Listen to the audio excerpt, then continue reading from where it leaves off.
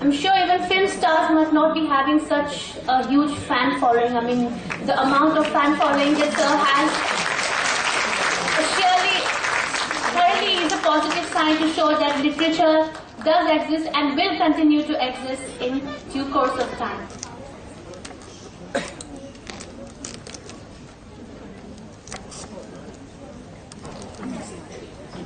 Let me briefly introduce our panel members. Mr. Ruskin is one of India's most loved children writers. In a writing career spanning over 6 decades, he has written over 500 short stories and novels, including the much acclaimed Room of the Roof and Vagrants in the Valley. His stories, The Blue Umbrella, A Flight of Pigeons, and Susanna's 7 Husbands have been adapted into successful films. He has received the Sahitya Akademi Award in 1993, the Padma Shri in 1999, and Padma Bhushan in 2014. Indeed, a pleasure to have you with us today, sir. I request the student volunteers to kindly felicitate Mr. Ruskin.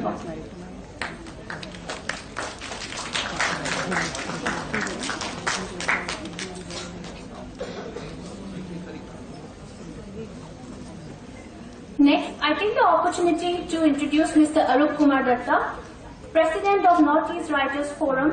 He is an award-winning Indian writer of international repute and a master storyteller himself, author of 14 books for adults, 13 non-fiction, 17 novels for children and young adults, known as India's own Enid Blyton, truly a wonderful title. Notable works include Cha Garam, The Tea Story by Orchid Publication, Unicornist, The Great Indian Rhinoceros by Konark, and Roving Minstrel by Rupa Publishing House. I request the student volunteers to kindly felicitate Mr. Arup Kumar Datta. A big round of applause.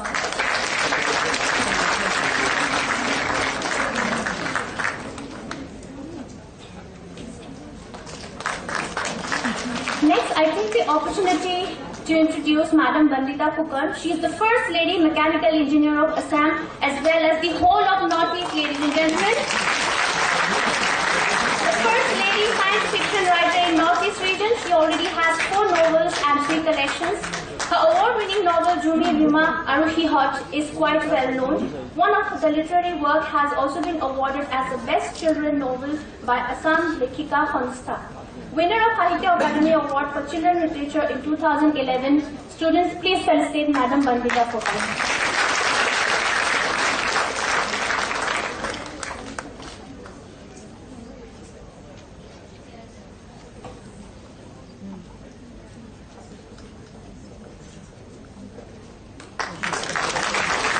Next, I take the opportunity to introduce Madam Geeta Dharmarajan, a writer, editor, and executive director of Katha, a non-profit organization that she founded in 1988.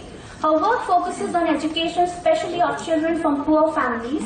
Professional and editorial experience began with Target, a children's magazine, and the Pennsylvania Gazette.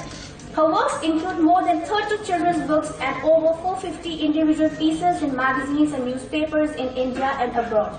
Her major activities include the institution of the Katha Awards for Literary Excellence and curating the Katha festivals and utsavs that bring literature to the public. Children, please felicitate Madam Geeta Dharmarajan.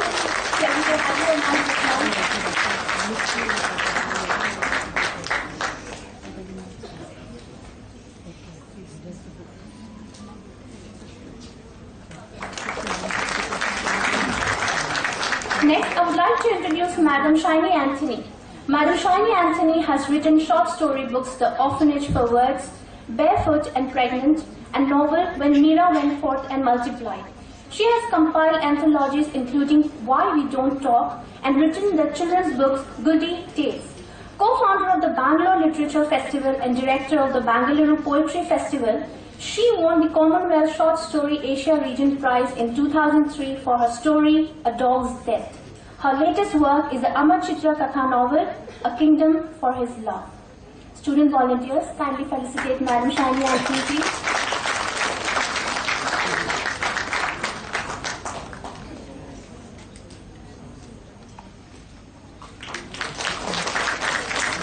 Next, before introducing our next panelist, we take the opportunity to congratulate Madam Rashmi Nazari on her being awarded with the Sahitya Academic Award for Children's Literature in India 2016 for her book, A Share of Madam Rashmi Nazari is an author, a columnist, and an independent editor, having worked on editing projects with the UNICEF, SAM, besides others. As a poet, she has carved a niche for herself in the International Library of Poetry. She is also a translator of the work of Padma Shri late Dr. Bhavendranath Hoykya. Her e-book, The Chain in the Other Stories, consisted of the same. Next, she has an academic background in economics and an HRM from the Symbiosis Institute. So a hope for all the management graduates that you can also turn into authors in the year 2015. And her first book, Wings, which was published in the year 2005, is a collection of short stories. Looking Beyond Stories of Hope, 2006, is her second book. His Share of Sky is a third book, and Madam also paints and uses watercolor. So, so multi-talented. It's a pleasure to have you amongst the students. Please felicitate Madam Rashmi Nazari.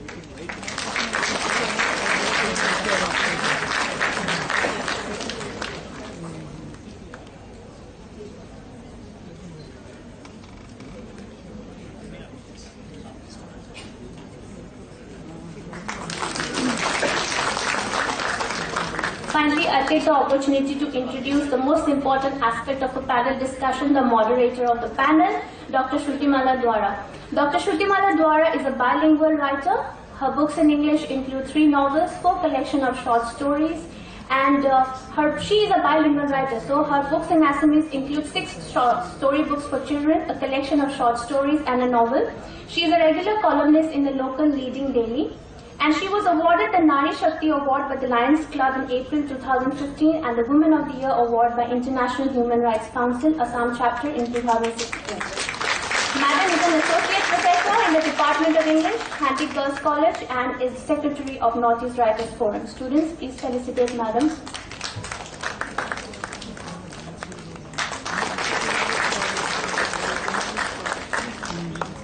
Now we move on to the panel discussion. The panel is open with Madam.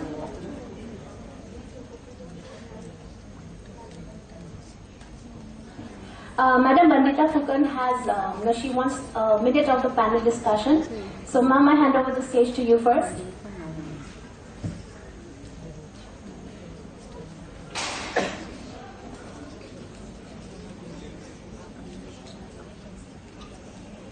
Respected military persons, respected audience, I will take few minutes.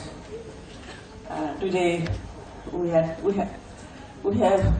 Mr. Ruskin, the most famous writer, who is one of my most favorite writer. I'm very happy to meet him, seeing him personally, because always I'm seeing his photographs or in TV interview. So. I have translated 2 of his books. One I think you have enjoyed in the film Junun, that was original name, The Flight of the Pigeons, and other books, Our Trees Still Grow the Dera. So in Assamese version, I translate. It was assignment of Sahitya Academy to me to translate these 2 books. One is his short story collection, and one is his novel, Flight of the Pigeons, and whose name in Assam is Azak Udonia Paro. And there are not Amar Gosbur Aju Basiase. So because you have seen the enjoyed Junun, and you may read these books also, but then translation. When you translate a book or story of a writer, you quite involved with the writer. So, I translated his books in the midnight and late midnight. I tell one of my experience that short story.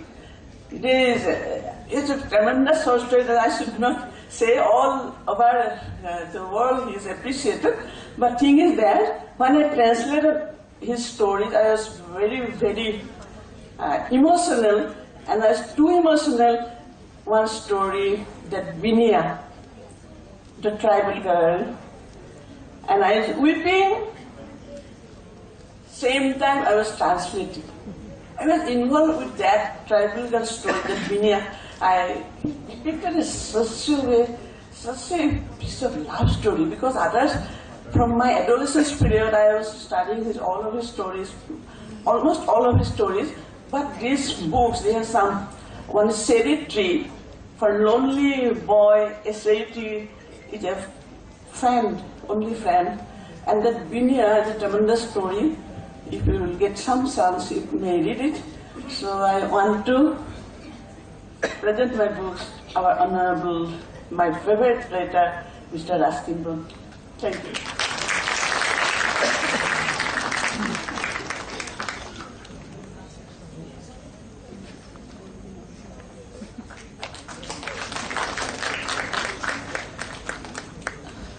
Now, we should begin what we are here for. Children's literature, fairy tale or reality. Now, we have grown up reading fairy tales. Cinderella, Puss in Boots, and then so many stories which would transport us to a different world altogether. A world of magic, enchantment, and there would be fairies, there would be godmothers who would transform a simple girl into a beautiful girl ready to woo the prince, and then you have a talking animal. So these are the stories that we had read as a child, and here there is a question whether the fairy tales are really stories of a world, of a make-believe world, or is there some kind of reality in it? Plato, the philosopher from Greece, the classical philosopher from Greece, had said that fairy tales should not be read by children because it's a make-believe world, and in that make-believe world, a child grows up thinking that that is the real world. So that is what he had to say. And later on, we find a critic saying that fairy tales actually are for adults. They are not for children. Something that you may be surprised that fairy tales are actually for adults. So here I would like to hear from you, Mr. Bond, regarding this fairy tale aspect and the reality in the fairy tales.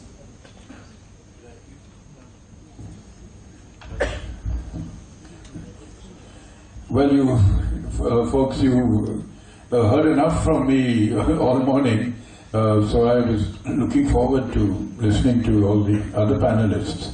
To be perfectly frank, I didn't really grow up much on fairy tales. Except perhaps for Alice in Wonderland, if you call that a fairy tale.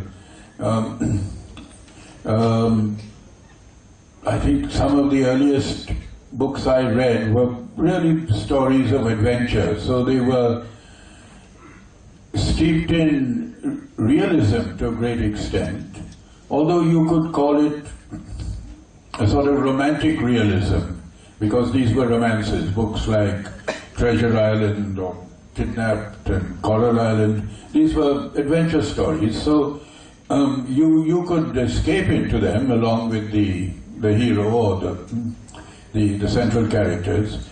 But maybe you're right in saying fairy tales are for adults, because I never really could identify much with Goldilocks or Little Red Riding Hood, and I was perhaps. I think children growing up have different tastes, and as you can see, there is a great trend now in tales of fantasy. They do stimulate the imagination, and I think that's the main thing about them. But so I would perhaps fall in between realism and fantasy in a sort of romantic realism, where the spirit of adventure gets a sort of romantic tinge in these classics that I mentioned. Thank you. Orupto, like you have written a lot of adventure stories. and you have named them, like Kaziranga Trail, you have trouble at Tholongejan. Specific names, these names are very much real places. So did you do it deliberately so that people can, the children can connect, or the young adults can connect to a particular place so that they would think that it is something very unreal? Is that the reason why you have these names there, which are very real? I'd just like to digress a bit on the theme you brought about. So when I first started writing, that was around 40 years, more than 40 years back.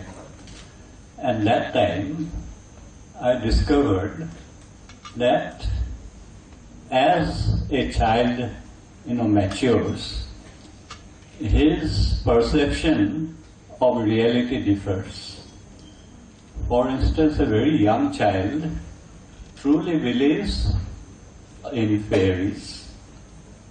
In the Western world, a very young child truly believes that Santa Claus exists. But as he or she grows up, he needs something more realistic.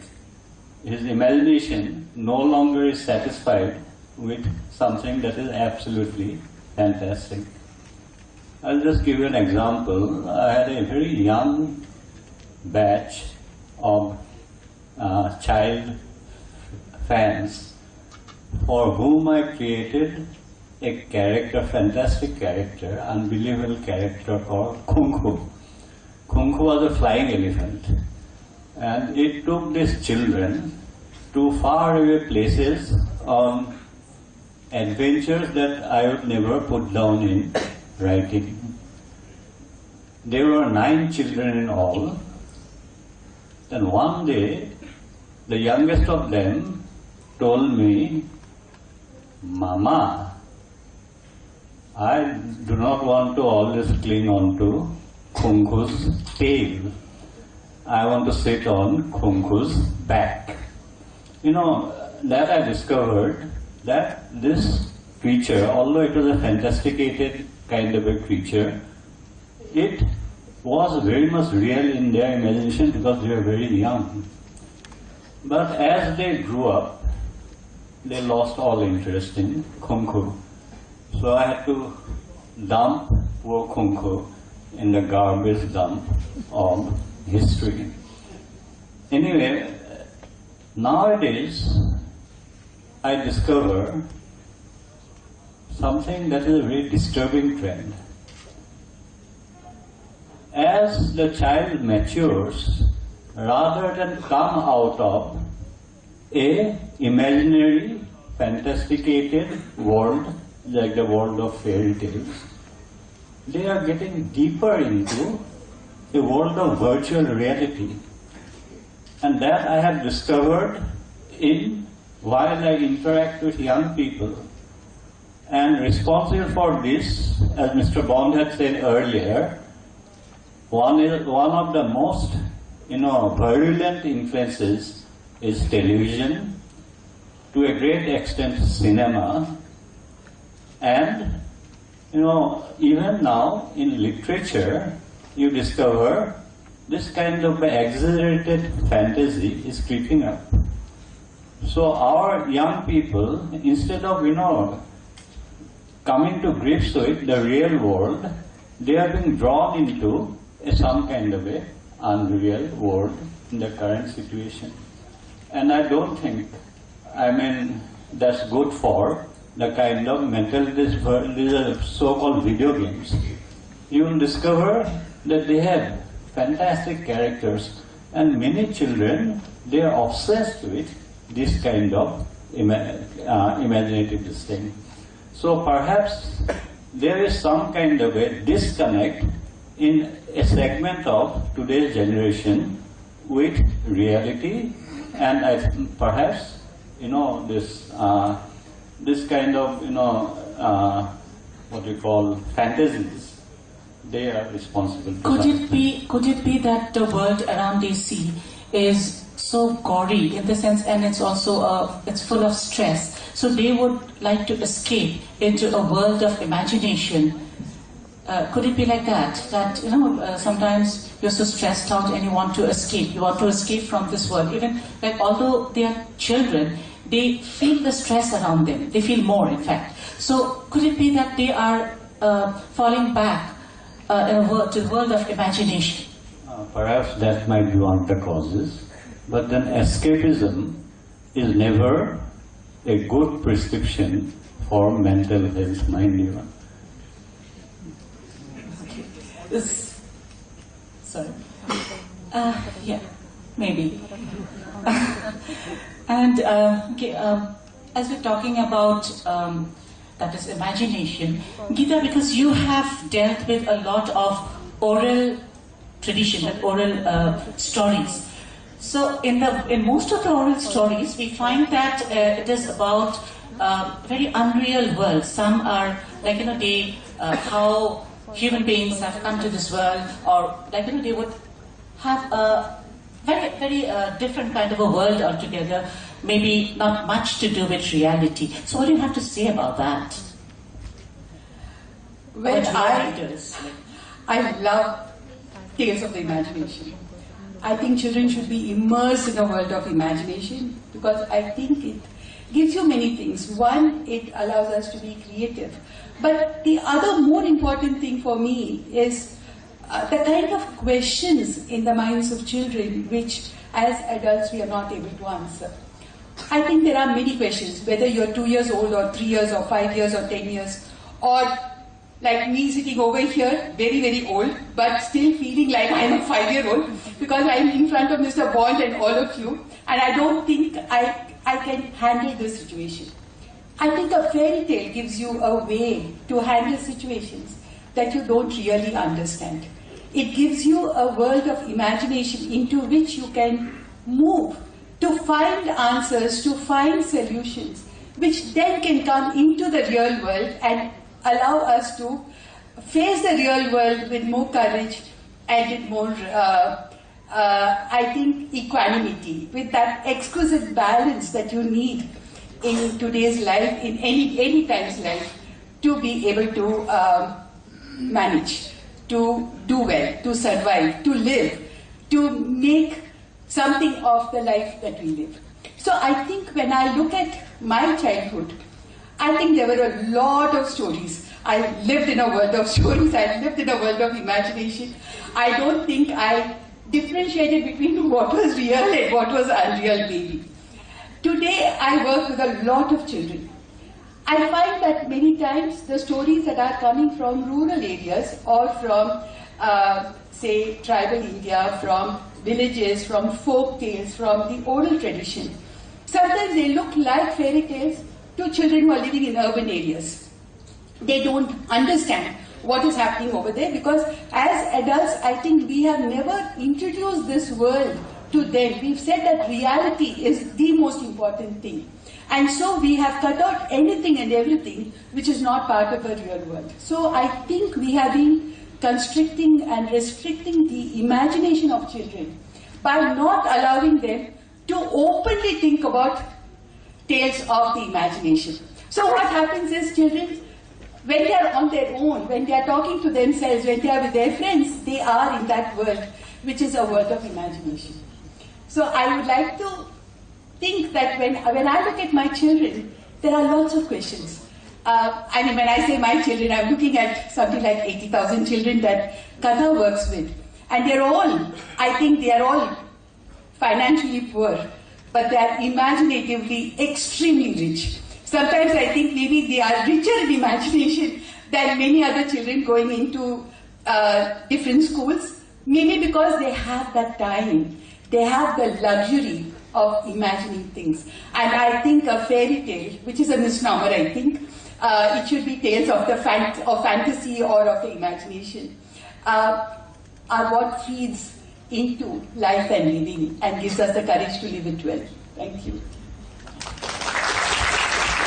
Yes, as you had said, Geeta, that fairy tales do have roots into reality, because it talks also about certain things in the society, the problems that how to overcome, because like the adventure, how you go through life, the troubles that you face and how you overcome them.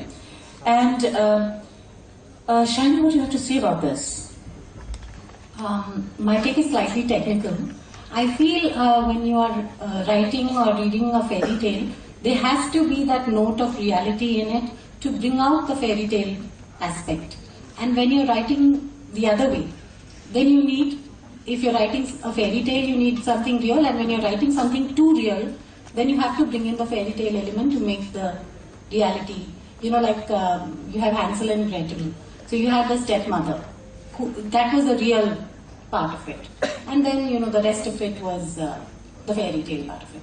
So you have Book Thief, in which death is, all the jokes are centered around death. So that's a fairy tale aspect, because the book is so grim and so real. And it would have been unreadable without this whole hope of, you know, everything will work out. Magic is real. You want to believe that, and things are very bleak. Like, you know, we go into Harry Potter world, and Harry Potter, very unreal world, and some don't like at all. I can see Orga smiling, and I can understand. But then, like, you know, when you read, you go into a totally different world altogether, and you feel that, okay, this is the real world, till you have, like, you know, come out, you've completed reading it. And I don't know how much of reality there is. Maybe, like, you know, if you look at symbolism, if you look at the metaphors, but as a child or as general reader, how much do you look for symbolism or the allegorical part of it? The beauty is lost there. In the tales of fantasy or fairy tales, you find that the characters are very stereotypical. You have either very good characters or bad characters. And you have the stepmother. So that is something which is shown always as very wicked stepmother. Ruskin, what do you have to say about this? We have Tejimola in our very own Borjaya Khati. We have Tejimola, the stepmother. Cinderella, the stepmother. So even Snow White, you have the stepmother. So the stepmother is put in a very dark space is given. So what do you have to say to that? The child grows up thinking that, okay, all stepmothers are very bad. What do I have to say to that? Today, I don't know, it's kind of with my literary god, with my idol sitting on the same platform as I am. It is not going to be a discussion with me, probably. It is going to be whatever coherent and meaningful I can speak up. Shrutiba, please excuse me for that. She asked me about stepmothers. Probably allow me not to talk of stepmothers, because stepmothers is somebody else's. That was a different genre. Today's genre might also be having stepfathers.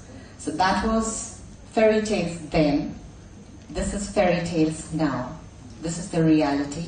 And between fairy tales and reality, there is no rigid demarcation. There is no rigid demarcation between a biological mother and a stepmother.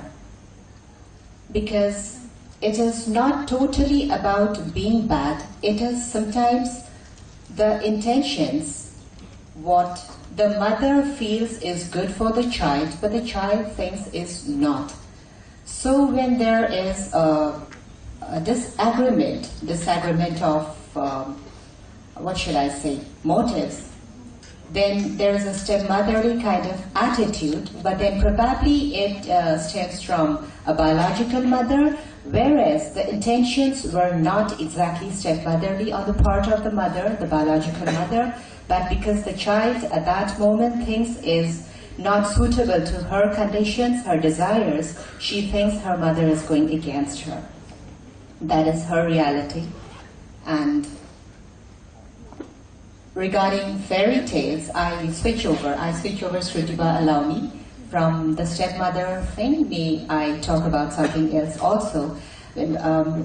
Like I told you, fairy tales and reality have no rigid demarcation between them. There is always a blend. I remember when I was a little girl in Shillong, I have my ba, I have Lipi Baitu here, they all must be recollecting Shillong days. the smell of lantanas bar, unfenced pine cones strewn yards, backyards, which we cannot think of now. We all have to have very high concrete boundary walls, but when we were in Shillong, there were no boundary walls as such. Those were my reality. But today when I talk of that to my daughter Sandy, my nephews Sunny and Ronnie are here, when I talk to them about these, this is their fairy tale. They can't think of an unfenced backyard. Can you students over there? I'm sure all of you were born after 1985. Yes? Louder? Yes. Great, thank you so much. Yes. So that unfenced backyard is a fairy tale for you, but that is a reality for me. This is the difference, and there is no exact demarcation. There is always a blend.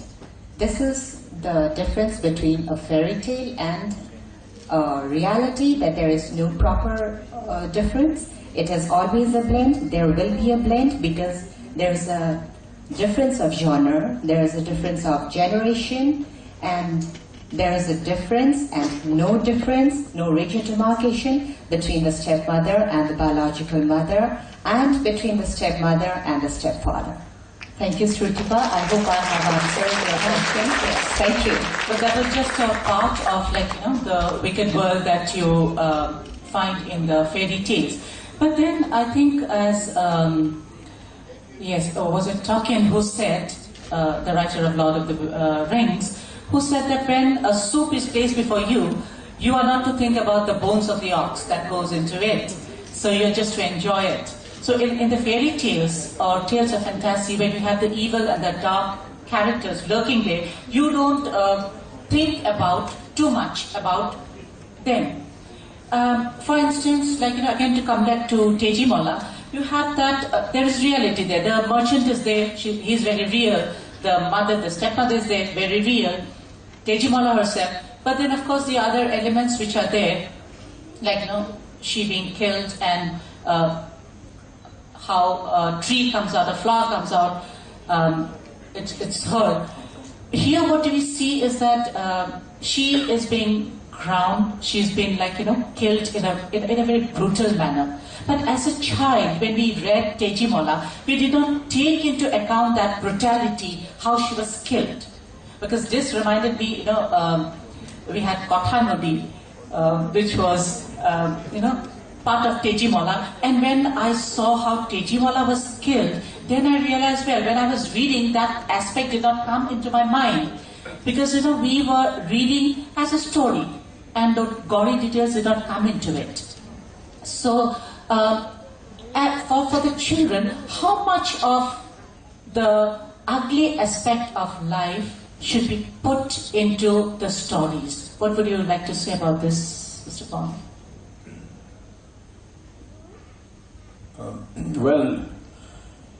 I think some of the greatest stories do show life in its ugliest aspects too. And because I remember now when I was a boy of 10 or 11, a very lonely boy at the time, and my form of escape was books of all kinds. So actually literature in general was for me escape. And I would obviously seize upon what I could beg, borrow, or even steal. So I was reading books like Oliver Twist, which gives a very depressing picture of life in 19th century London. But it was totally absorbing for me. It was pure realism, but nevertheless it was also escape, because I was escaping from my own loneliness.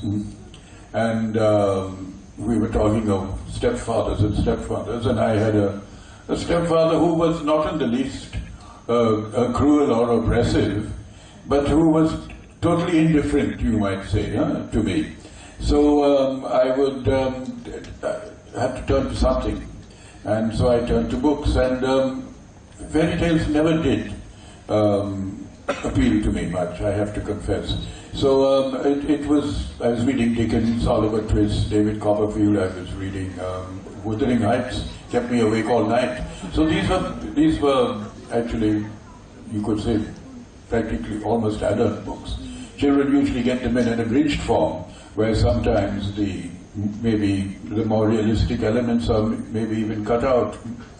So I found all literature was escapist in a way, and also the sort of story that did later appeal to me, even as an adult. I think I read more children's books as an adult than when I was a boy. So you take stories like the Winnie the Pooh, which are meant for the very young, and you have a kangaroo and a teddy bear, and so you would think that this is a fairy tale world, but it isn't. Their situations are everyday situations.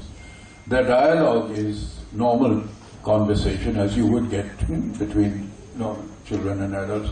So the appeal there was that you had animal characters in a more or less realistic everyday story.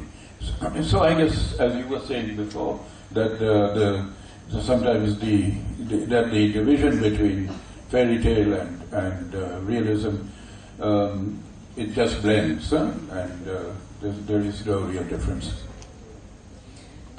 We grew up also reading Enid Blyton. So Enid Blyton's books would take us to a different world altogether, and I still remember them with a lot of nostalgia. And my friend here, Angira, and when we were, Fiona, when we were we were traveling, and then we saw some beautiful places. Oh, this reminds us of Enid Blyton. But Enid Blyton had created a world which was not real. That was what I read later, that this was a period of hunger, deprivation, and so she created a world for the children so that they could escape into that world. We were thinking about those lovely pastries, the scones, the cakes, but then at that time the children were dying of hunger. So she created a totally different world altogether. So what would you call this? Or what would you call this? As you had said that there should not be escapism, but don't you think that for these children, so this was something that they could cling on to in times of distress? Actually, all literature is a subtle form of escapism. For one moment, you are away from the real world and entering into another's world. But in the case of, say, you have given the example of Enid Blyton. I think she is very softish. She doesn't grapple with reality the way it should. And of course, I am not going to compare myself with Enid Blyton. Some stupid idiot once in Illustrated Weekly called me India's own Blyton, and that stupid name has clung. But Enid Blyton, works with very softish kind of material. Now let me give you one of my thematic course. They are based absolutely on reality. For instance, the Kaziranga trade, it deals with poaching of rhino. And the very first scene of that book shows the brutal slaughter of an animal, where the poacher jumps upon the back of the elephant, takes out a dove and hacks at the sting and lets that animal bleed to death. Or for instance, the book called Smack. Now Smack deals with brown sugar, the kind of murkier world in a what we call urban environment. And just because I wanted to keep the realism alive, the characters I've chosen were from the same world.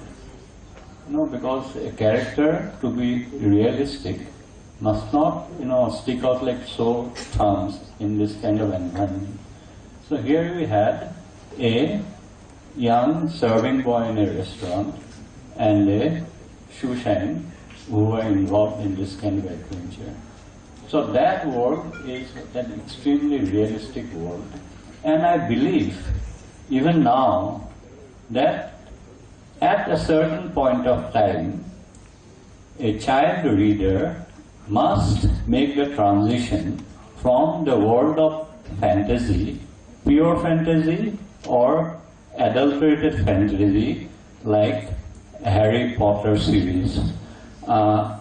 They must make a transition into subjects that are more realistic. You mentioned Pluto in the first listing, where Pluto said a lot of rubbish. And if he said that children should not be made to sing, I think fairy tales are only for children. And because children cannot exactly appreciate, say, the reality of death or concept of cruelty, yes, but I don't think at a certain level, I think young people should make a transition from fantasy to more realistic fiction. Mr. Bond here, if you read his thing, you'll find they are extremely realistic. Although he tinges that realism with a note of what we call intimacy as well as optimism.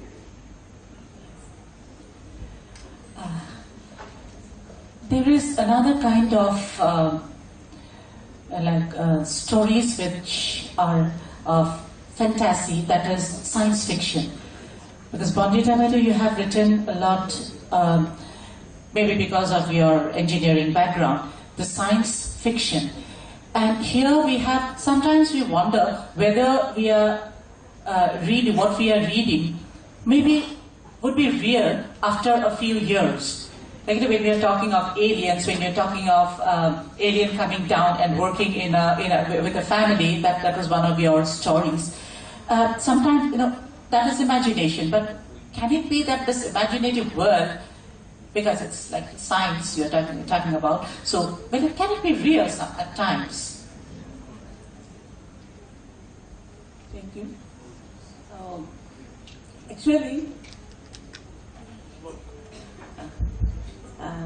Actually, I started my children novel. I'm basically a children novel writer, but I wrote for adults too, and science fiction for adults also. But then I first started with some social problems. I never was for some any imaginative story. I have two main characters, Hunti and Aziz. Hunti is from upper middle class and Aziz from it is not so much at least, okay. But Aziz and Hunti, they are fans, and I, based on their experience, because I became a children writer for my son. And when I awarded Sahitya Academy Bal Sahitya Puraskar 2011, luckily my son, he came from Delhi to us, and just when I got the information, then I thanked my son. He was 6 feet 4, 3 inches, I think. Whole bed was covering. So I know, thank you, Rishi. This award is for you. So why? Because you are my Hunti. You are grown up and becoming 6 feet 2 or 3 inches. My Hunti is at always 8 or 9 years. He never grows. It's my mental side. I love Hunti so much. And so with Hunti, I am writing some social problems. The children may, because my asset was my son, he was always telling his all experiences to me, and I wrote novels based on the real stories. Then, after I was grown up, my daughter also grown up, then I thought, there are some single parents. Nowadays, single parents are increasing. So I started a new character, Minu Minu is 8 years old. She is a lonely child. Her father was. I never brought the matter to divorce. I wrote that his father made a scooter accident.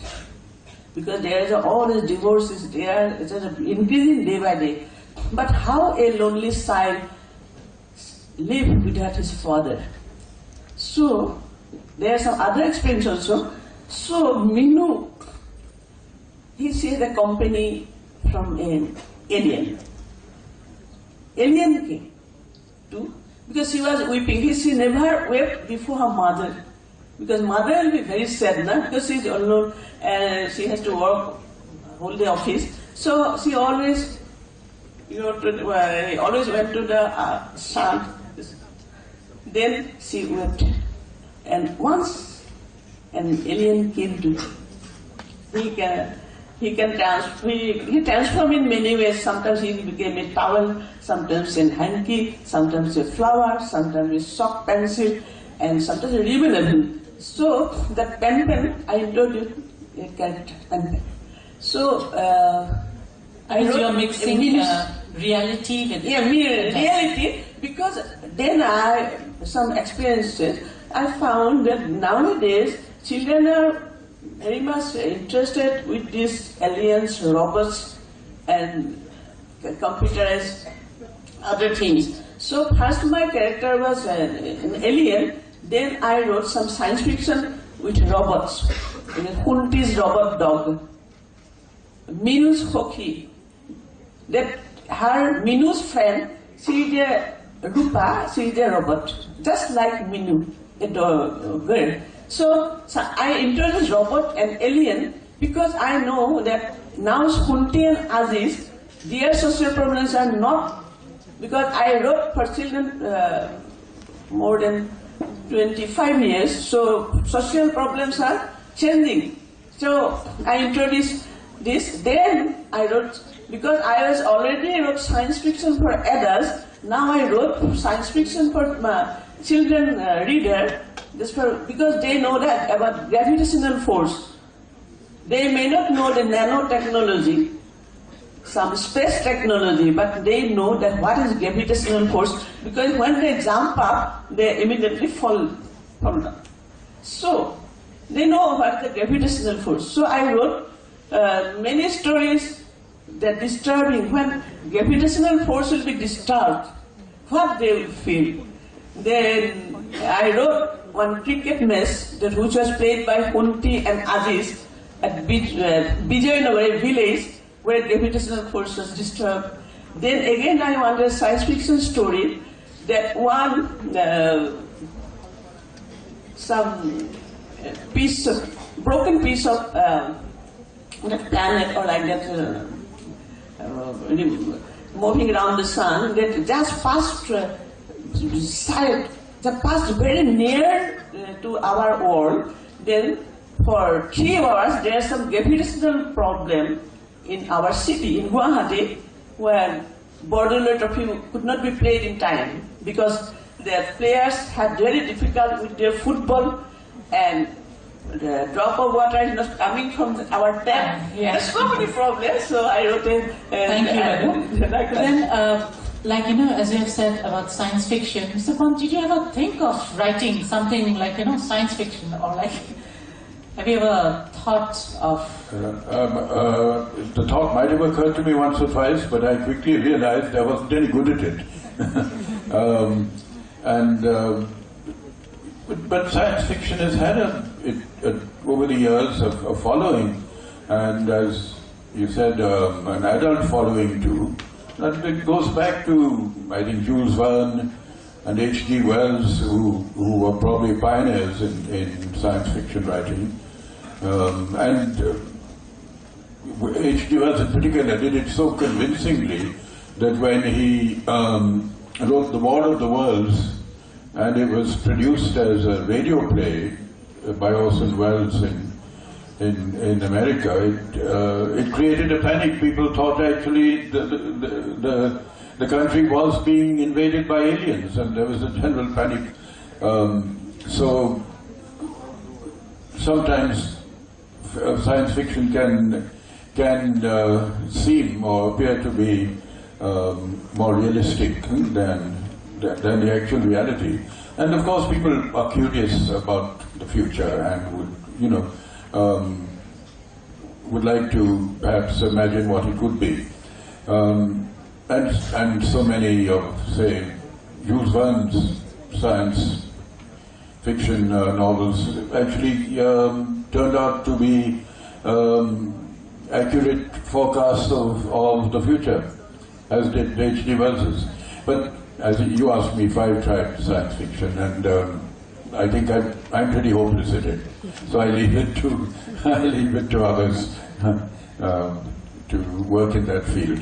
But it can be a very challenging and entertaining field of literature. I'll go to another different part here now. It's about when you publish books. So here, when you have stories for children, how do you categorize the age group? Is it according to the story, the way it's expressed, the language?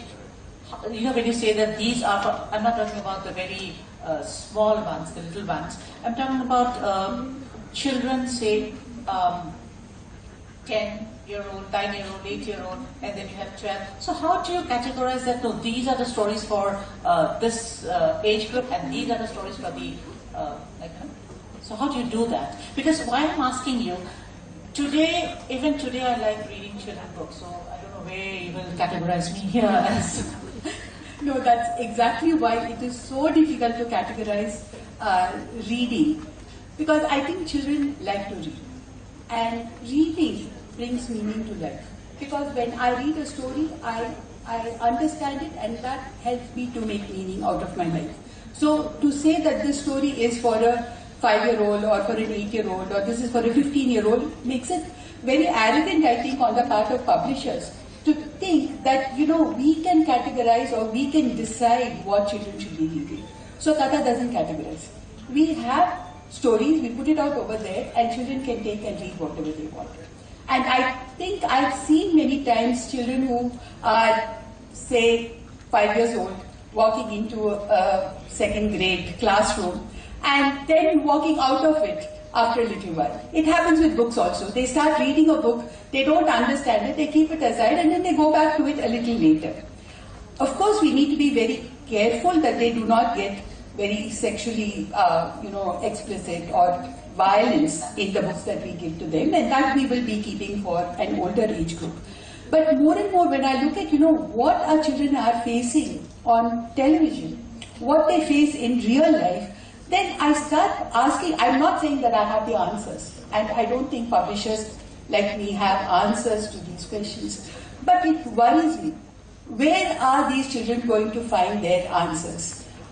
The television doesn't give answers. The television portrays things black and white or in color, gory color, on the screen. And we have to make meaning out of it. We get stories which are, serials that all of us watch, which are frozen in time. We have to make meaning of our own lives. How do we do that? I think most of the stories we see now, whether it is fact or it's fiction, I think is coming from a realm of somebody's imagination. It's not really real. And we have to make sense of it. So categorizing it, saying that, some children will read this and some other children, because I'm sometimes scared that as adults, we take what the publisher gives us. If the publisher says that this is for the 8-year-old, I'm not going to allow a child who's younger or older to read the book, and that's not correct, I think. Parents and children should be able to decide what they want to read. Maybe. Exactly, because I had this problem, when I wrote some stories, to which age group? I didn't know what to answer here. To which age group it belongs to. And we try to protect our children from the ugly aspect of today's world. But, we have seen that children accept a lot of ugliness. Let me tell you something about, children.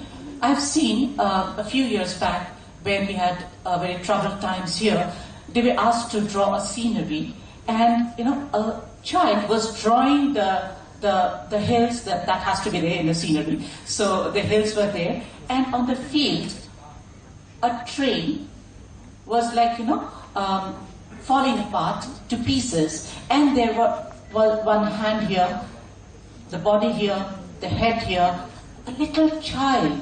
He was asked to draw a scenery, and he was drawing that. So, we are trying to protect them, but are we really successful in protecting them? Because we don't want them the gory aspect, yet they are a part of the society where both good and bad are there. So, what do you have to say to this? Orita, I think, was it Kaziranga Trail where you were asked by the publisher not that towards the end the rhino should not be killed, or was it that you had told us fans?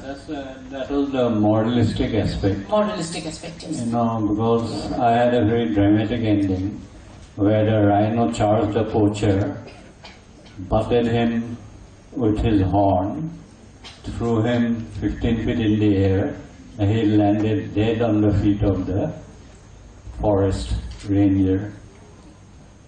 But this very iconic figure, Shankar, he said that if you make a murderer out of the rhino, you are destroying the very purpose of your book. So ultimately it was diluted. The poacher was simply chased, and he ran to the safety of the forest ranger. Anyway, I keep insisting that fairy tales should, of course, an adult can read a fairy tale just to go back to his or her past, but fairy tales are meant only for children. That's my opinion. Fairy tales are meant as, not folk tales, mind you. Folk tales are of a different genre. Folk tales belong to an entire community, no matter what is book. But fairy tales were designed for the entertainment of children when TV and other forms of things were not there. And the kind of portraiture, you can call it, in fairy tales, there are lots of aberrations that we might not think suitable for a child, but the child accepts it, just as you said. But this incident you gave of a child writing, painting, what we call dismembered body of a thing, I think it hints at some kind of a disturbed mentality. Because the kind of paintings I have seen of children, they always radiate some kind of joy. That is spontaneity. They don't deal with gory things. Yeah, but it's true. How I have seen not only as one. There was this competition where lots of there were children, because they have seen it on the television, they have seen it on the the newspaper, the photographs that come out. Yeah, that's the very point I was making, and the one which Mr. Bond also had made earlier, that they are being impacted upon so badly, especially by the small screen, as well as nowadays cinema, and that tendency has crept into the literary world also. You find, if you look at the book market, you will find a huge amount of fantasies dealing with vampires, sucking somebody's blood, werewolves, going and seeing zombies, coming and destroying a town. And those I've seen, I've interacted with lots of young students. For them, those are extremely thrilling kind of things. And they might not believe in that world, but they are definitely attracted to it. And that is one phenomenon I don't think is very healthy for our society. I think the audience would also like to interact, and so should I ask the volunteers to give the mic to the audience? If innocence is being destroyed, as Mr. Bond had said that, but I think that's a changing world. So we are getting to adapt ourselves to the changing world, because we thought that we had a beautiful world, and our grandparents said, no, our world was so beautiful. Yours is like, it's not as beautiful as, it's very relative what we see. So for today's children, I think their world, we find it that these children should be protected. They think that this is the real world, this is where I exist. So if there are stories about such things, it's my world. No, if they consider the virtual world to be the real world, there's the problem, that creates a problem. That's true.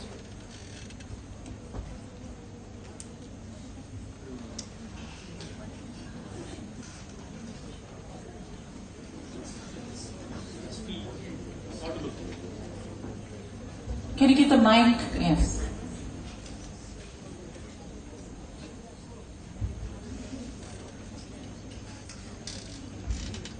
Good afternoon, everyone. I am Jyoti Shah. I am an ex-student of Henry Girls College. So, regarding the topic, I would like to say children's literature, fairy tale, or reality.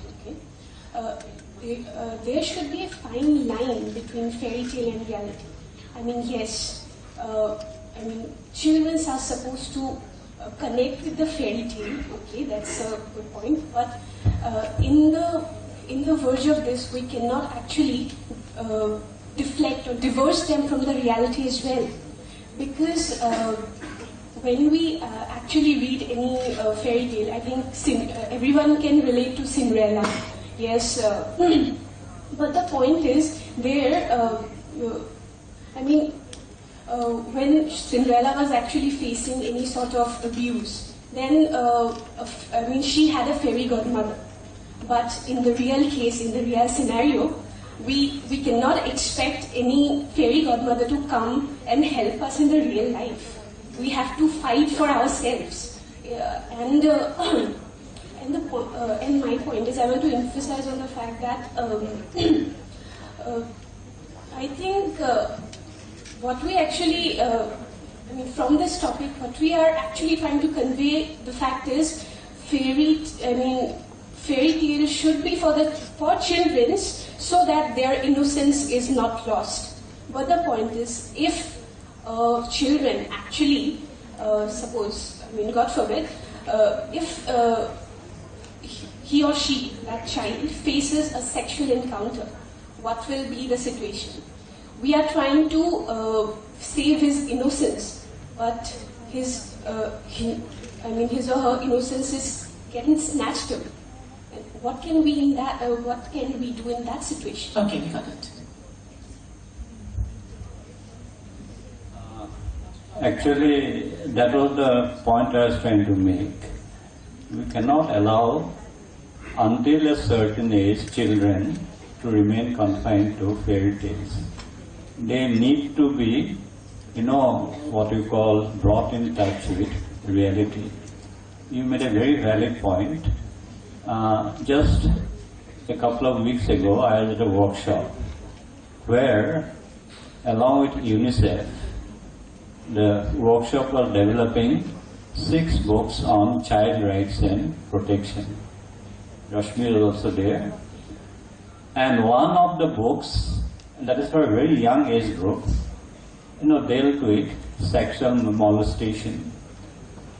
Now, young people, an innocent child, may not even know that he or she is being sexually molested.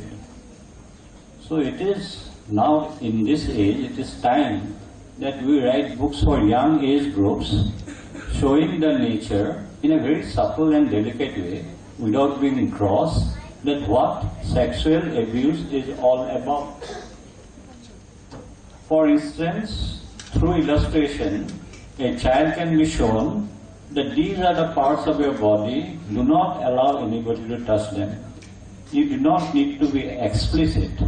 And this is, I keep insisting that this generation, it is so deeply into escapism that it needs to be brought back into the real world somehow or the other. Geeta would like to answer that. Yes. I just want to say that that fairy godmother is you. That is the answer that fairy tales give. That it is inside you.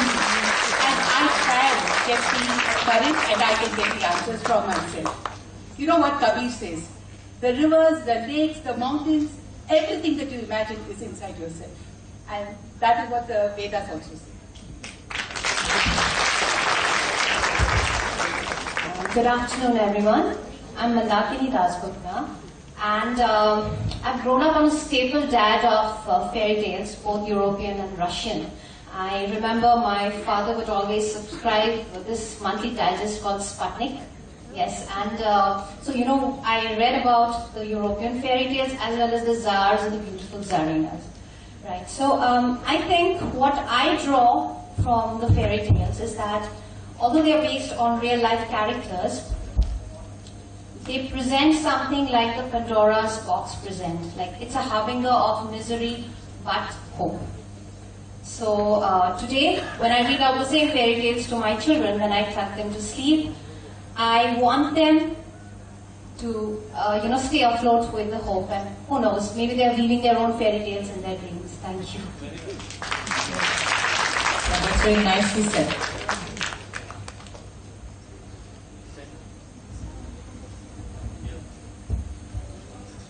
Good afternoon, everybody. So, about children's literature, what exactly do we classify as fairy tales? Is it only the stories which contain fairies, or is an element of magic needed in every single book? Isn't a book what we call as, isn't a book supposed to weave magic into our lives? Only is it the fairies that can weave magic, or is it the words that actually mean what magic is to us? A few minutes ago, the conversation went to science fiction. Now, science fiction is such a genre where, I'll be frank, I have a dream of inventing the time machine. And that is what science fiction is. But one day it would be real. So a fiction is, what I draw from it, a fiction is something that we dream about that may come true one day. One day aliens might come to the earth. One day we might have a time machine that we can travel to the future or back to the past. So that is what I wanted to say.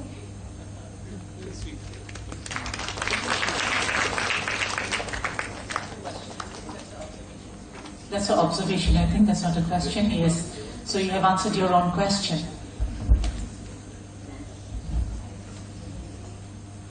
My question is, are we even talking in terms of children being a fantasy now? Are children a reality in an urban situation or the sort of situation where we are? And there is no distinction between children and adults, because somebody was talking of robbing of innocence, robbing of childhood itself. So when you are talking of literature for children, are we talking, what sort of audience are we talking of? Is there a child in us still, in many of the children, or has that lost?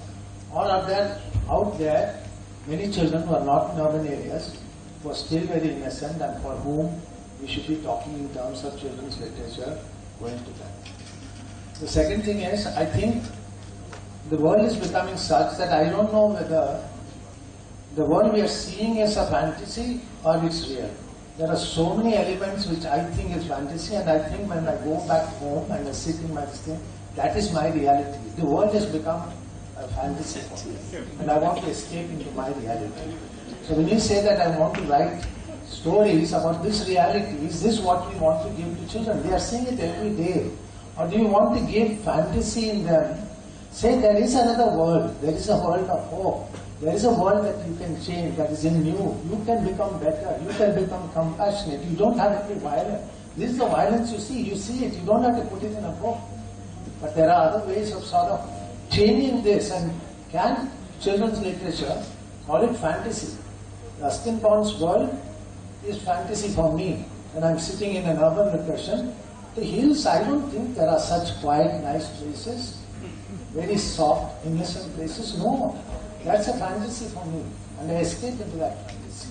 So it's not a real world for me.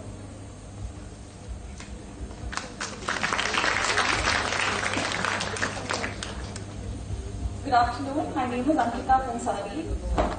On the concept of black and white characters, there's just an observation that I have. I understand that probably black and white characters were evolved for the sake of simplicity because it's easier to read for children when they're black and white characters. But isn't it important to encourage children to think from a different point of view? For example, of late, I read Mahabharata from Draupadi's point of view, and that really broadened my horizon. And I feel that as a kid, if I was encouraged to read Cinderella from the stepsister's point of view, from the stepmother's point of view, it would have broadened my horizon even more. So do you think it's important to encourage children to read from a different point of view, or for that matter, to attempt to write from a different point of view? And if that's the case, then how can we go about including that in the curriculum or encouraging children to read? Allow me to take that. Thank you. In fact, you have already started, not maybe in your curriculum, but over WhatsApp. I'm sorry, but the Seva is just over.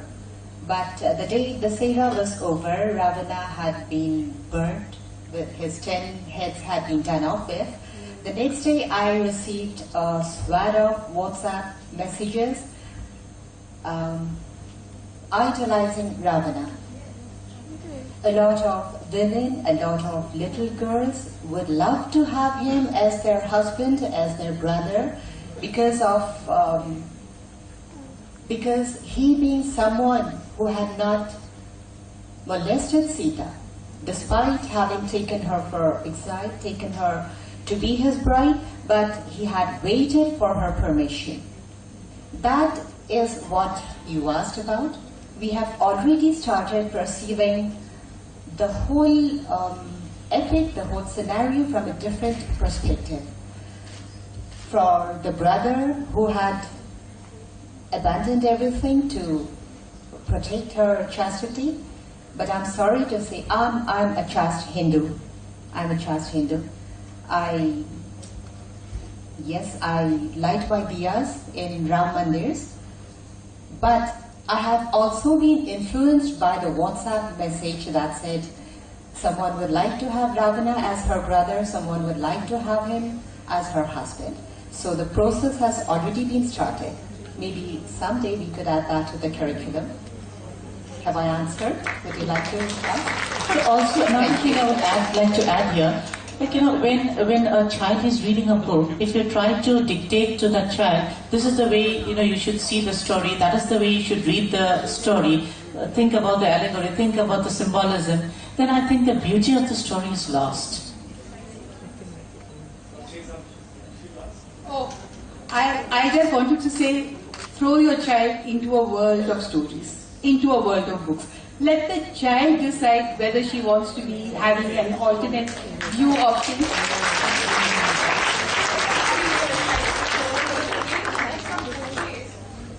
Even because at such a young age, the child is not developed enough to imagine differently. Why should he think differently? Why should he imagine differently? What I mean is that when you have stereotyped characters in a book, then a child would probably think that, no, yes, that mothers are meant to be wicked. But then if you encourage them to think differently, then they'll probably put themselves in the stepmother's shoes and probably then retell Cinderella in a different point of view. That's what I mean, When books are written, when fairy tales are written with stereotyped characters, it's difficult for the child to imagine things differently, unless it's pointed from a different point of view, or unless he's encouraged to write from a different point of view. That's what I think.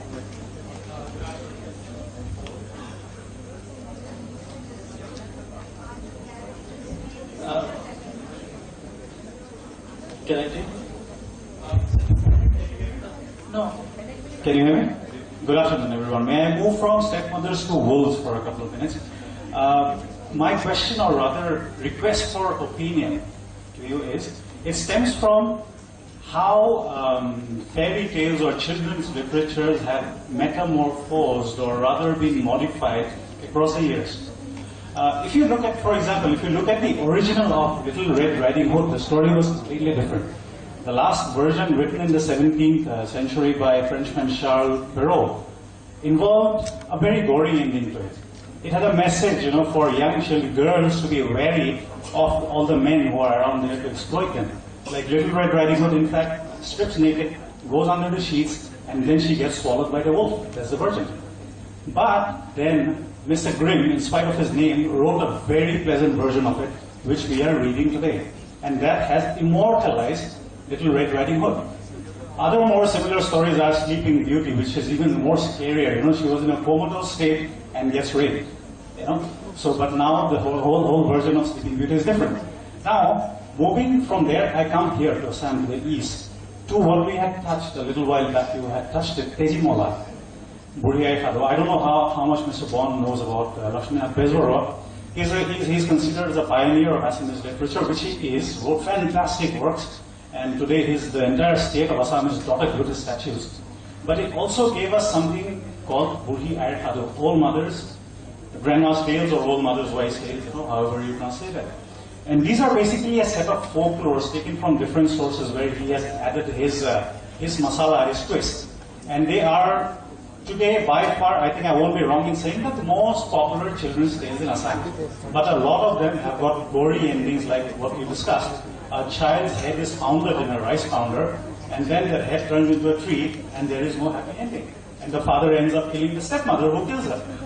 So, but Assam, like I think many other societies are, we are so we hold our cultures close to our hearts so strongly that we are afraid of changes.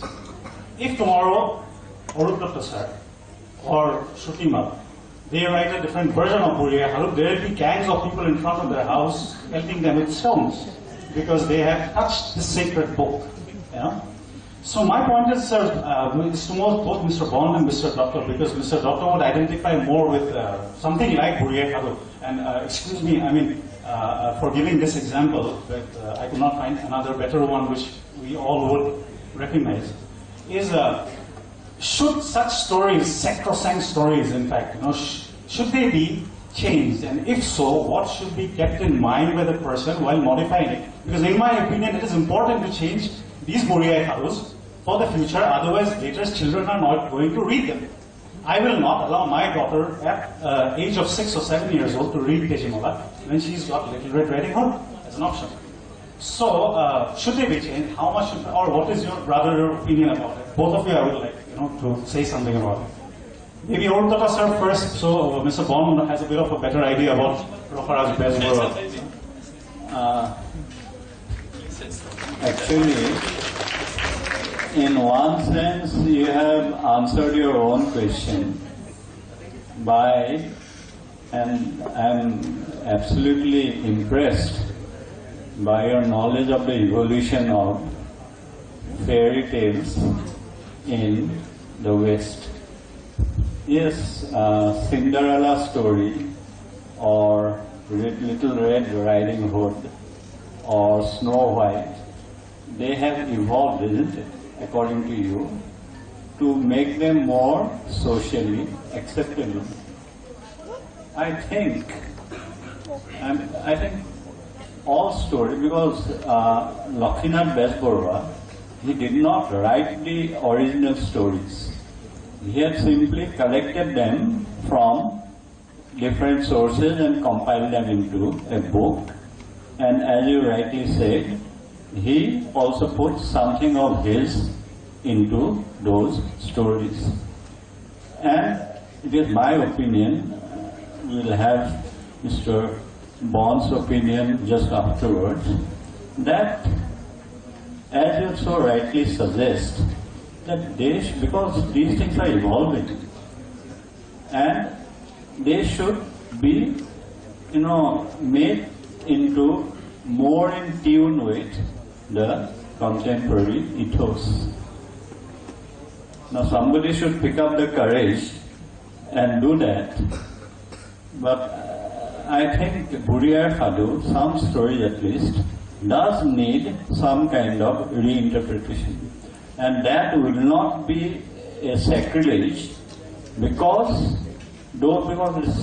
especially the stepmother stereotype, I think is absolutely disgusting in today's context. So why the stepmother? I mean, the character can evolve into something else. Yes, absolutely, I agree. Well, I won't have the courage to do it, but perhaps you might take up Kajal's on our behalf. Well, of course, fairy tales do evolve and change over a period of time, as you so rightly said. Not only fairy tales, but nursery rhymes. Some nursery rhymes have their origins in executions and kings being beheaded. Jack and Jill went up the hill to fetch a pail of water. Jack fell down and broke his crown, and Jill came tumbling after. Why? Well, it's obvious that Jill had pushed Jack over the cliff, and then in remorse had thrown herself down after him. There you are, I've changed for you the meaning of the nursery rhyme at once. You've got a new version. Raja, I think that's why, as I said, the fairy tales were thought to be stories for adults, because initially, as you had said, that the stories had scenes or writings which were for the adults. So perhaps that is why it was said that these stories are not for the children. But you have talked about Buriya Fadu, and you're right, if you touch Buriya Fadu, I don't know whether anyone will have the courage to, but will you publish it if you're... But Raja, will you publish if... Alright.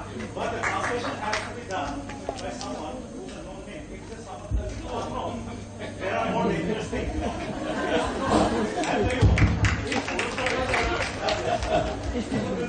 Okay.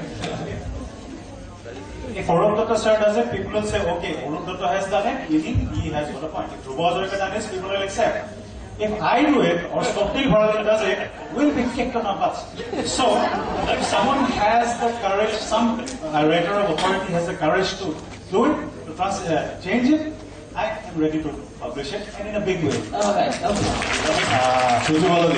Anyway, I just want to intrude. I think you should have a workshop. So the blame can be apportioned between 20-30 people. Okay, Ashish, you want to say something? Yeah, I just wanted to say this, that you have only spoken about the two arms of this vicious triangulation. Like, is someone going to write it? And he says, if someone writes, I publish. The third part is, he has to ask the audience, will you buy it? Yeah. Yes. And will you read that? Will you read that? Because, and I just thought of, trying to understand this panel, and I was trying to think about two very interesting questions being asked. One was, someone, a small child, was thinking about a time machine. Every time you have a nostalgia, that's a time machine. And every time you write a science fiction, that's a time machine to the future. And I was also thinking, suppose we keep three persons in the panel intact, like Mr. Bond, Arupda, and Geeta, and we change the rest. We bring in Sutiwala Baido's mother on the panel, and we go back, say, 20 years back, and ask them, and this panel, which I'm thinking about, will have the same wrinkles on the face, and think, what are we going to hand over to our children? Do the children really care? They are happy in their own way. Thank you. Other question. Yeah. As a very fruitful discussion, I would say that the type of two sides I was observing was not having that strong, likes and dislikes. So probably that is the way writers are. I am not a writer, so I'm a student of behavioral science. I'm Dr. S.P. Singh. My question that are we underestimating the children of today? Underestimating means that children of metro cities, children of little lower than metro cities or B-grade cities, and the village, everybody is purchasing different fairy tales. Not everybody is going for the same. So the discussion, whatever has happened, probably my opinion and my question to you all is that fairy tales are still very much relevant, from Alice in the Wonderland to Harry Potter, and not only, as you said, children are watching it, more than children, adults are watching, I am watching it. So let us be very frank, we all are children from heart to go on. And probably we don't understand children. I'm having two growing sons, if they don't do 1 hour, half an hour, something on computers related to fiction or maybe fairy tales of the right kind, they don't get that much of energy to study further. So escaping, my question to Dr. is, we all escape. Nobody can live without escaping.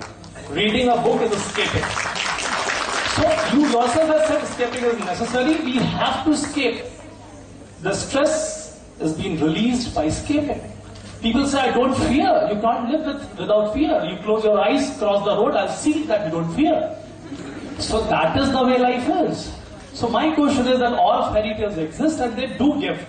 Now the children are very smart. They take and they don't take. They accept and they reject. 28 years into profession of teaching children, I've understood. And I think my question also, my second question too, because that triggered me, I never wanted to ask a question. But then this Ravana thing came, then it triggered. I'm very straightforward, Ruskin, but our writers are obsessed by negatives. That question I asked Mr. Ruskin Bond in the morning. Are obsessed by negatives. Yes, negative characters once upon a time becoming positive characters. From Godse to Ravan, from anyone to anyone. Is it a marketing of the writers? Or a gimmick which has been created on the WhatsApp? We all are watching here and there. The mythology is changing by WhatsApp. If WhatsApp is so great that changing the mythology, I don't agree to an extent, but too, Ravan has a lot of good things in him. But then, is anybody going to marry Ravana? Maybe somebody, but Ravan will kill him, end of the day. So that is my very, very genuine mythology. I mean, we all are selling negatives. My request to all authors, if you can answer, can we sell more positives? Shruti, I'd like to respond. Yes, I had already said before that reading, the act of reading is escapism. But the question is, to what do you escape to? If a child escapes to Mr. Bond's works, I am the first to welcome it. But if a child escapes to an unrealistic, some kind of a fantasy world, I will not accept it.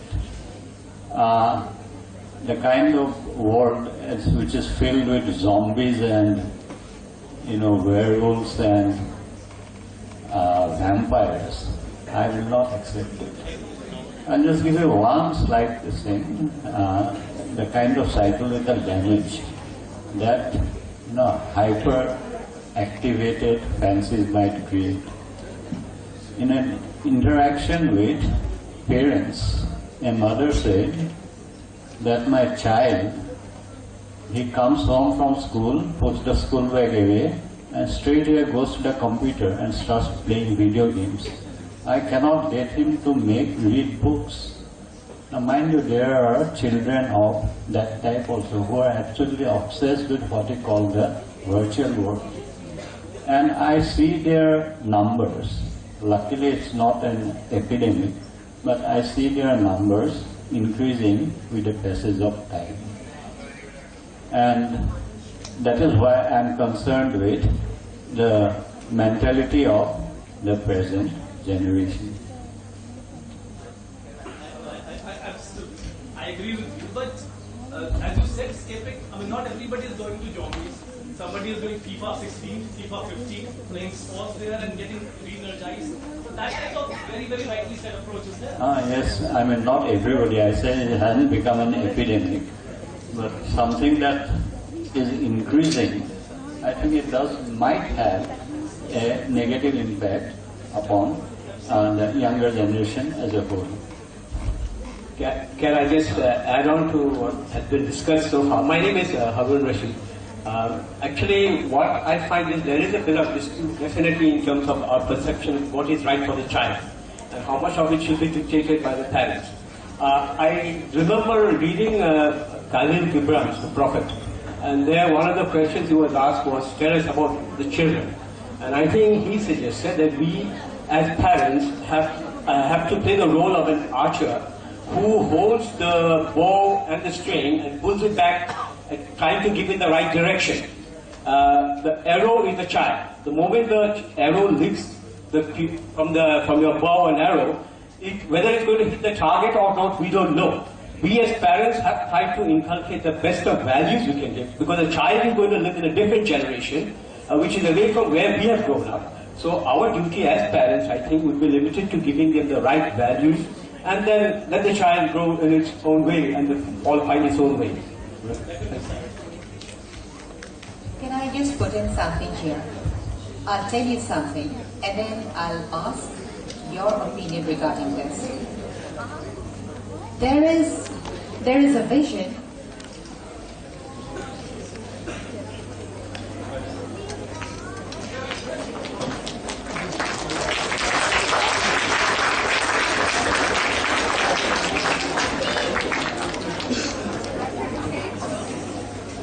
Ladies and gentlemen, please welcome our beloved ex-CM, Honorable Shri Tarun Gogoi sir and Madam Dolly Gogoi with a huge round of applause.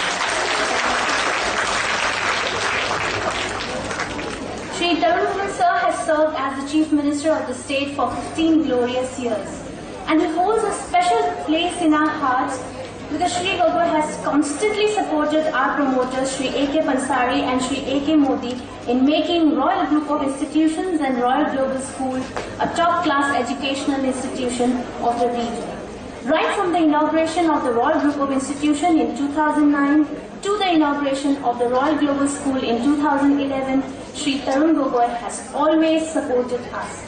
Such is his enthusiasm and passion for literature that when Shri A.K. Pansari sir informed him about River Talks and the presence of Mr. Ruskin Bond amongst us, he immediately expressed his interest in attending the same.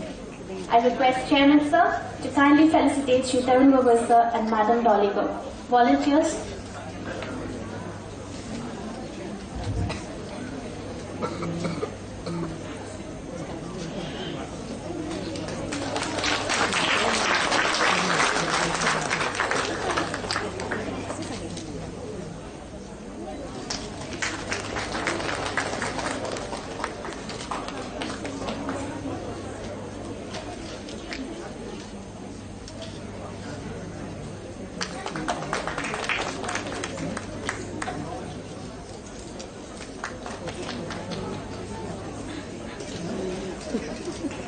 Thank you, sir. Thank you, ma'am, for being with us. Shall we have just two more questions from the audience and then yes.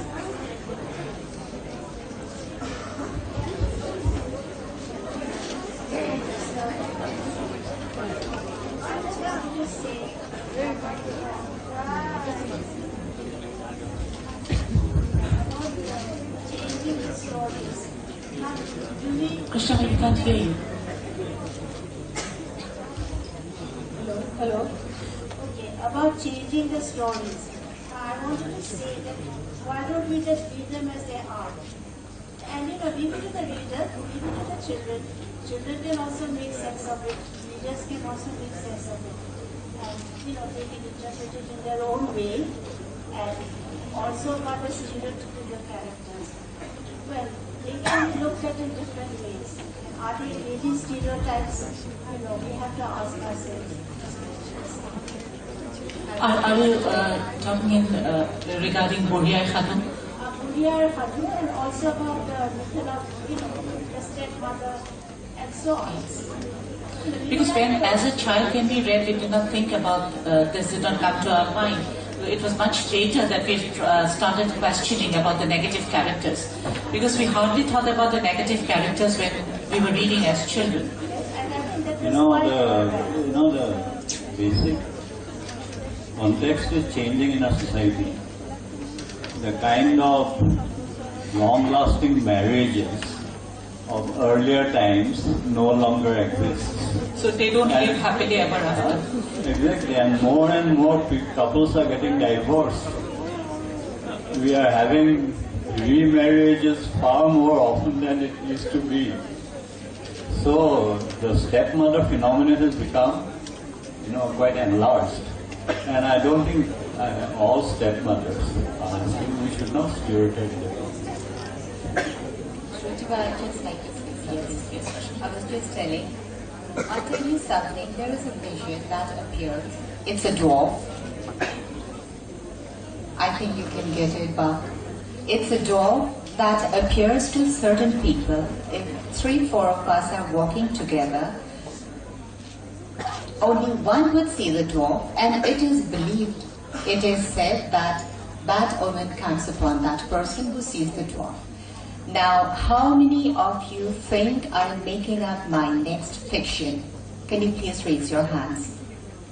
Can you please raise your hands? How many of you think I'm making up my next fiction? Lipi Bai is one there, Ba is one there, Anuradha is one there, and I'm surprised that it is people from my generation who think Baito is here. Okay, we have some small kids over here as well. It surprises me that there are more people of my generation thinking this is part of my next fiction. But I'm sorry, in my community, there is a term, there is a character called Baunasar. Baunasar, he is a banshee. It seems he appears to only those people for whom destiny has something bad in store. He appears as the banshee. Bondita Baidu and I were supposing walking together, and God forbid, something bad is about to happen to me or my family. The banshee, the Baunasar, in my community it is called the Baunasar, appears only to me. It is a bald dwarf, mostly naked. That's interesting. Mostly naked.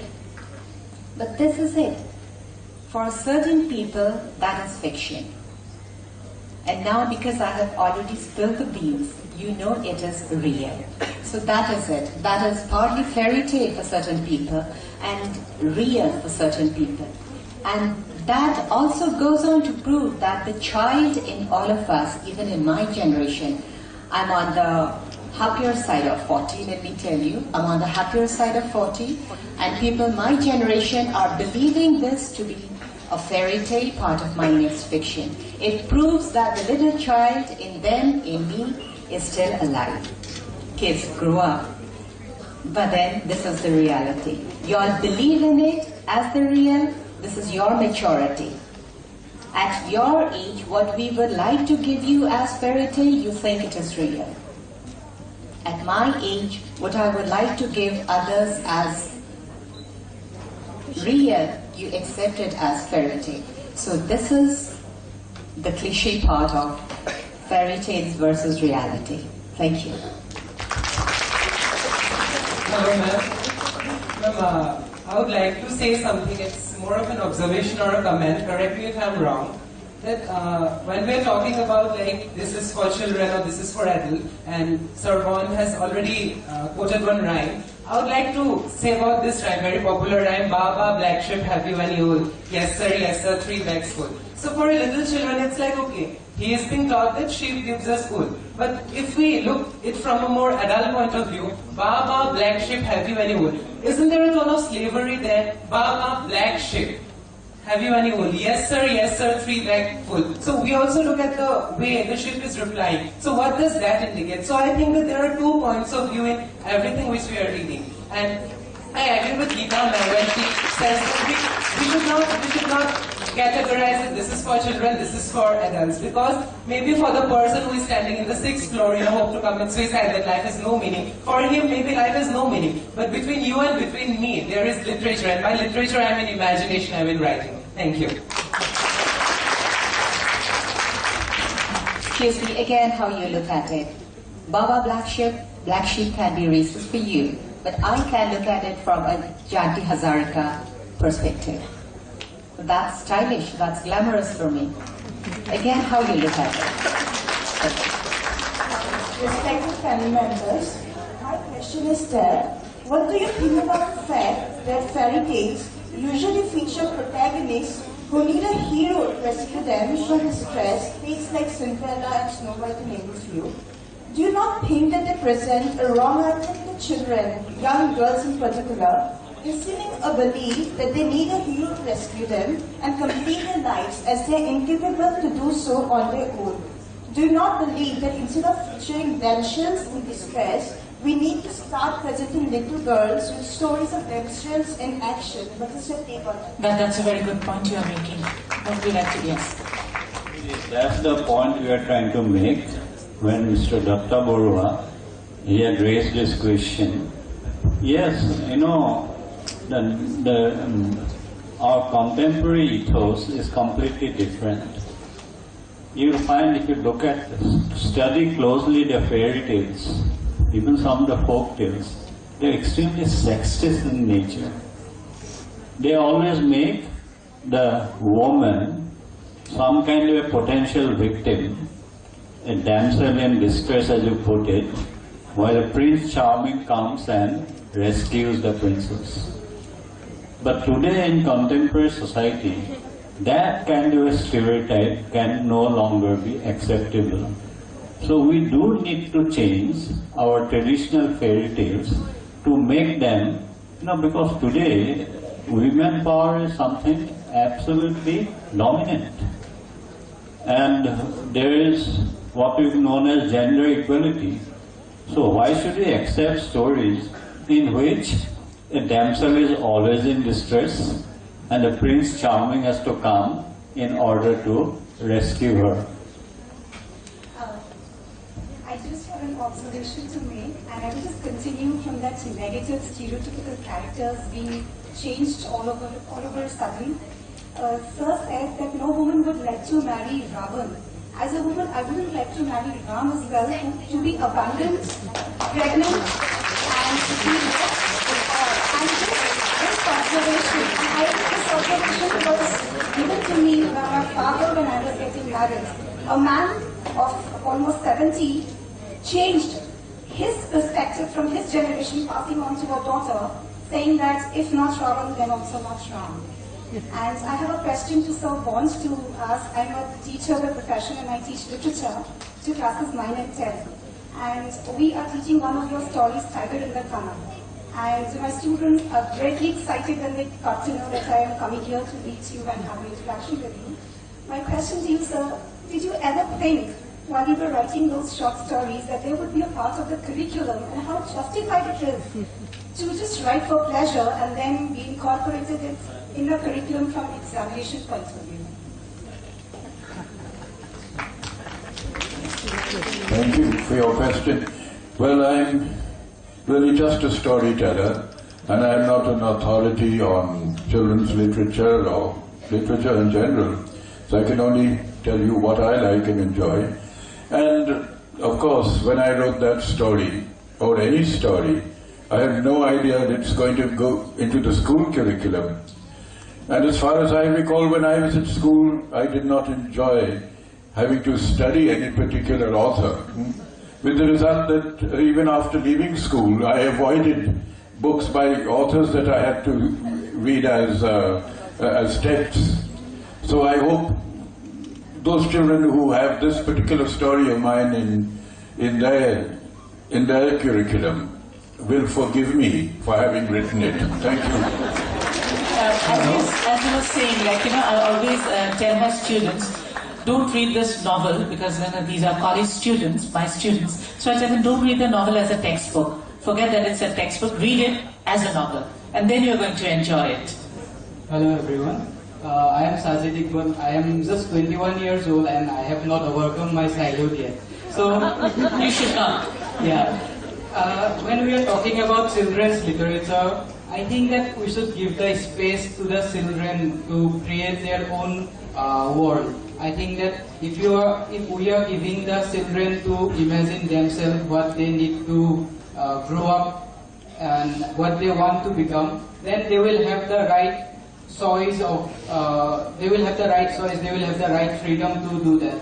And when we are talking now about the past, whatever we have faced about children's literature, I think that past is already gone. If we are preparing them to build the future and giving them the exact pure world, pure literature, so that they can relate to their own creativity and they can overcome whatever they are fearing right now. We are seeing much competition right now. I have seen my aunt who is preparing her daughter to to study and to memorize the rhymes.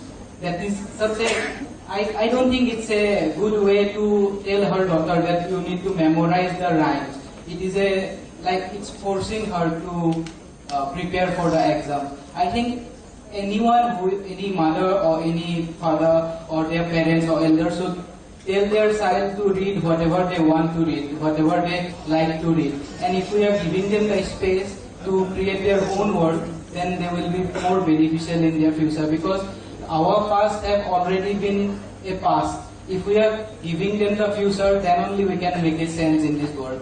What sir and ma'am, what you all think, and give the answer to that?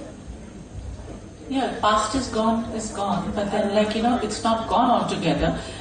With your past, it's linked. Your past, present, everything is linked. Before you answer that, I just want to supplement what he has said. Now we are saying so many things about what should children read and what should we write for the children. We are doing everything for the children, like what he said. Why don't we link it to the children? And what is the best definition of children's book? We are fetching all the do's and don'ts, and what should children read. We are doing everything for them. Why don't we leave it to them? In my opinion, the best book for children is what the children themselves choose. Yes, exactly. But, like, you know, they have to, like, when a child is very small, the parents have to give them the books. They will not know, like, you know, how to choose those. So initially, it's the parents who need to guide them into that world of books.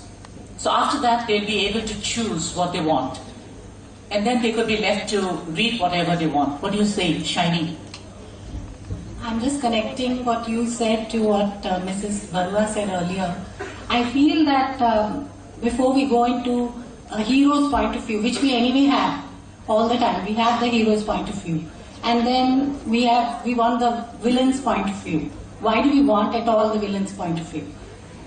The basic thing is empathy.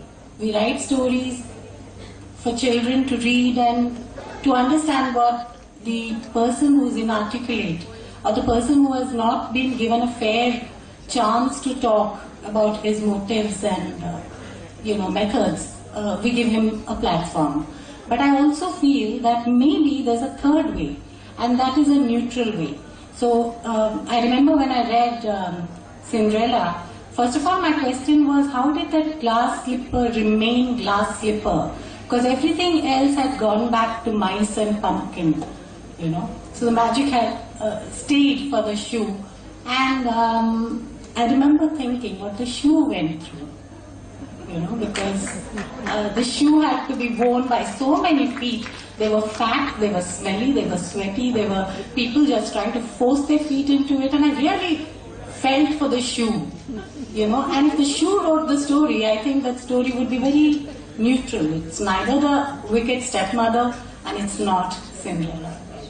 Shiny, when did you start questioning about the glass slipper? Was it when you grew up or as a child, like you were thinking? I think I've written something about it in my first book. I always felt that there was something technically wrong there. So you had looked at the slipper, the glass slipper, from an adult's point of view. And I was also cast as the stepsister in school, So, because I am listening all the questions, now I think that becoming a children writer myself, or we are all children writers, so what we should, that somebody told that children should choose his books. So, what we do? We should study children. Whenever I start a book, if I know that I am writing for 8 to 12 years, then I can go to that group asking something, what they would like, if the story will be like that. Or whenever I am writing for 6 to 8 years, because I recently started writing for 6 to 8 years, their imagination is very limited and they are very emotional and sensitive. But for writing 8 to 12, they are not in some fantasy, these fairy worlds. They have other imaginations. So we should study children. We should go among them, what they like. So they are the best judges for us. So we should, children writer, we should always among with children before start writing a book on my subject or by my choice. Because I am writing recently one book on based on kidnapping. Kidnapping an adult person is different and kidnapping a child is different, because when adult is kidnapped, he always thinking for his family, he always thinking that if I will die, what will be for my family. But a child, he never fear of death. He didn't know, he doesn't know what is death. He always feeling that I am missing my mother, I am missing my food. Mother making that food at home. Yes, so so he is always saying, and he is I'm roaming, and he is asking that kidnapper, oh brother, why are you kidnapping me? Then they are talking for some money. Then he tells, oh my father is a great businessman. You can go and ask them money. He has a lot of money in bank, so he will give you. But he never knows that his father will give money to the kidnapper. So they are kidnapping the child. The child is always very simple. Then you go and ask my father the money. So why are you bringing me here in this jungle like this? Yes, I get your point. That's like, we should, what you want to say that you should study this child psychology. Can we have one last question from Ashish? Yes, you wanted to ask something and then we wind up. One question to ma'am, who's a science fiction writer in Assamese. Like the mischievous child in me has prompted me to ask you this question, that you write for say 6 to 8 and then you say, okay, children of 6 to 8 is supposed to read this. Now what does the bookseller do? Like how does he say that anybody who comes below 6 should not be sold the book, anybody who comes after 8 should not be sold the book? Like, this is the child within me, the mischievous child within me, which has prompted me to ask you this question. The other thing is, I think when we are speaking about children's literature, and to supplement what my friend Vijay has been speaking about, children's literature, first of all we have to understand, is it by children or for children? I want to answer your first question. I wrote science fiction, of course, only one book for 6 to 7 year old. It was rain, about rain. So, because from 6 to 7 years old child, he never know other things, evaporation and other things. But he know rain, what is rain. So, this is my book that my character, that is little girl, asked the clouds, please bring some rain for my father, because their pigeons, they can't grow any seeds in their field, no, that vegetable garden is also drying. So then that cloud replied that I'm white in color, I can't bring rain. That black clouds will bring rain to you. Then where are the black clouds? They are above the sea. Just like that science is coming, that the cloud who carried the water vapor, that becomes black, and they are bringing rain. This is for 6 to 7, this is sufficient. But Ma'am, I was asking a question as to, say, suppose a person who's, a child who is 8 years old comes to buy the book, then what do we do? Ashish, I think I can understand that it's very difficult to like categorize. That was what Geeta was saying a few minutes back, that it's very difficult to categorize, and you should allow the child to choose whatever he or she wants, and then yes, I think actually these categories are not for the reader, they are for the writer. For the writer. Because in a work for children, if you are writing for adults, you have a blank check. You can put everything inside it. But when you are writing for young adults, people you can influence, you can make an impact upon. Sometimes a book can completely transform a person's life. You have to be careful. And these age groups, they are needed for the writer to, think I mean, if he is a spontaneous writer, that's different. As Mr. Bondet said, he writes for himself. That is again different. But if you are consciously writing for young people with some kind of positive intention in mind, you have to be careful not only what you put in, but what you leave out. And these categories are needed. But for the reader, it's a free-for-all. The writer doesn't care if a child of 60 years old reads a book meant for a 6-year-old. That's the thing. That's absolutely, permissible. Thank you, Olga. I think we need to wind up because Asha's second question. For children's literature, for children or by children? If you think all of us here are children, then it is by children. Sorry? Very difficult to imagine. Then children's literature is for children, not by children. We are fiction writers. We are fiction writers, so I think we will take it from the imagination point of view. Yes. All right. That maybe we will lead to technical people. Yes. So, but I think we need to wind up now because because we need we have more sessions coming up.